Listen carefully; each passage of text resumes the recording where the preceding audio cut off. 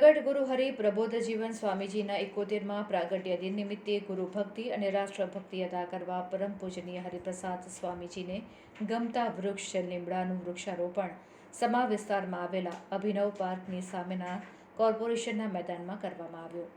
આ શુભ અને મંગલકારી દિવસે હરિપ્રબોધમ પરિવારના હરિસ્વરૂપ પ્રદેશના પ્રાદેશિક સંત સુચેતન સ્વામી અને વંદન સ્વામીની પ્રેરક ઉપસ્થિતિ રહી હતી.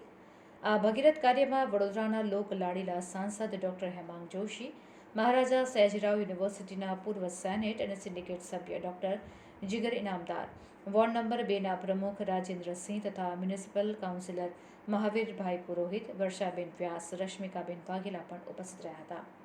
વડોદરા લાયન્સ ક્લબના પ્રમુખ ભોયટે દાદા અને હર્ષદભાઈ પણ પોતાની ટીમ સાથે ઉપસ્થિત રહ્યા હતા.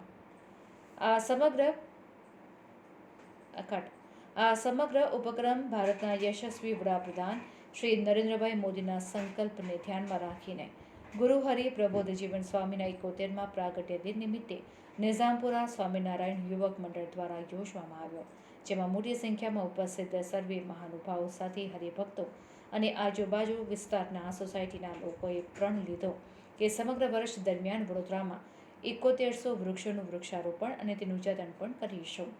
લાયન્સ ક્લબ વડોદરાના કાર્યકર્તા દ્વારા રચેલ વૃક્ષની આરતી કરવામાં આવી અને ત્યારબાદ 71 લીમડાઓનું વૃક્ષારોપણ કરવામાં આવ્યું.